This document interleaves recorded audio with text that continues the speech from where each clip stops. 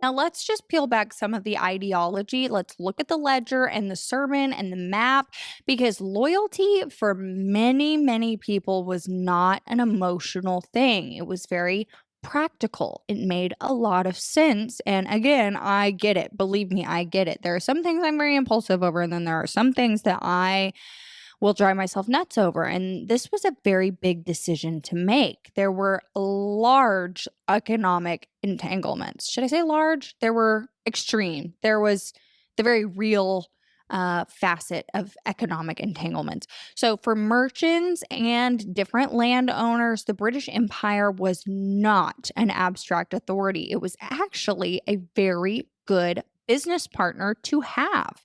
Okay, great. So there were British ports, and these were absolutely thriving under imperial trade networks. British credit was underwriting shipping ventures, which was great. British buyers were purchasing tobacco, they were purchasing rice, they were purchasing furs, anything from the 1770s, you name it.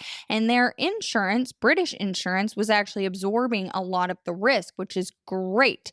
A rupture with the crown would threaten literally all of this, and not just profit, but it might actually threaten survival itself, which is a big no-no. That's something that has to be thought through. Then there were land grants that tied families directly to royal favor. Titles, claims, and charters flowed straight out of London. Independence didn't just promise freedom, it actually threatened to reopen ownership itself. So to these loyalists, rebellion looked less like liberation and more like economic self sabotage. It was very understandable that they did not want to participate in something that did not play a role in their personal investments. Really, why gamble everything on an untested system when the current one, however imperfect, still paid dividends? I mean, that's an understandable thing. It's like it's kind of not perfect, but it's not necessarily broke. So do we really need to fix it?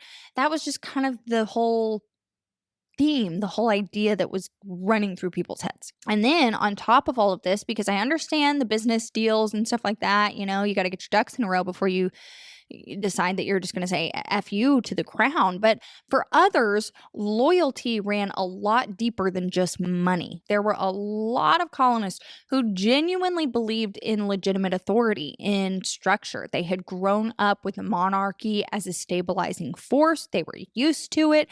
It was reinforced by scripture and tradition and just bad habits, or good habits, depending on where you stand. Kings ruled by divine sanction. This wasn't necessarily that they were good at politicking, it wasn't personal charm. Order actually flowed downward. Society was held together because someone sat at the top. The idea of republicanism actually frightened people. And again, I feel like I always have to clarify this. When I say republicanism, I'm not necessarily saying Republican Party. I am saying the republic in which we stand. The whole one nation under God stuff, the republic in which we stand, not right leaning Republican. Let's just get that straight. That's not what I mean. Anyway, a government that's run by committees and popular opinion sounded actually a lot less like freedom to these particular people and more like mob rule. Group mentality sounded a little chaotic, a little scary because without a king who enforced restraint, who prevented ambition from just spiraling into chaos. I mean, really, like, how could you prevent that from happening if you didn't have a structured set of doing things, a structured way of proceeding with daily life, really? So, to these loyalists, freedom, revolution, it didn't actually sound like progress. It actually felt more like regression. It was anarchy. It was anarchy wearing a very noble language, and that scared them a lot. Which, again, I mean, I just understand it. This is why I like to look into this side of things, because I'm like, I get where you're coming from. I understand that line of thought, because when we learn about it, especially as Americans, we think, God, that was so badass. How cool for them. Thank God they did that. But at the time, I mean, it actually makes sense to really think through all of these separate points, doesn't it? I think it does, right? What do you think? I don't know. Maybe I'm crazy. Now, on top of all of this, geography actually sharpened these fears just a little bit because in border regions and frontier settlements, British authority offered a great deal of protection. There were garrisons, these discouraged attacks. Treaties with indigenous nations, however flawed, however dishonest and sneaky they actually provided a framework that made people feel somewhat safe at the time about coexistence. There were imperial officials, and however distant they might be, they represented some form of continuity. And revolution was threatening to dissolve these very, very fragile arrangements that they were fragile on their own. And if we add this whole revolution thing to it, my God, it might just spin out into a very chaotic world. And we can't have that. We've got business to attend. I'm very scared. I get that. I totally get that. So, for these particular settlers who were living on contested land, the British military, it was not considered oppressive at all. It was actually a buffer against unnecessary violence.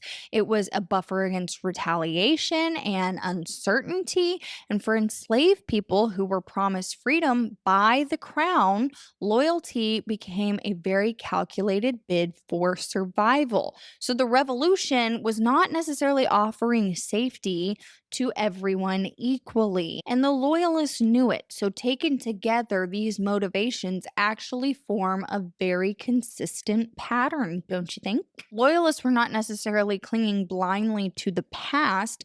Many were very carefully assessing the risk involved. They were weighing the stability against upheaval. They were choosing the devil they know over the future no one could clearly see or even describe. And history often rewards the winners with moral clarity. But in the moment, loyalists to the crown were not necessarily cowardice. It was a decision rooted in economics, in faith, in fear of collapse. It was very understandable. And understanding that doesn't actually dilute the revolution at all, if you ask me. It actually deepens it greatly. And there's a piece of it that kind of adds a more three-dimensional empathy that I at least feel with it, because it wasn't just a one size fits all. I know I keep saying that. That's become my favorite thing to say lately, but I don't think there are one size fits alls for really any scenario ever on the earth, ever. Prove me wrong. I would love for you to prove me wrong, but I don't think that there's a through line that every single person on earth would say, at least not very many. And during this time, I think it's very interesting to look at the other side. I really do, just because it wasn't like every single person was just exactly perfectly on the same page, and for good reason. If you're actually going to put together a movement that is strong enough to reshape history, it didn't just have to overcome the empire itself, it was going to have to help shift or put at ease some of the very real and reasonable doubts of the people who actually were living in the eye of the storm.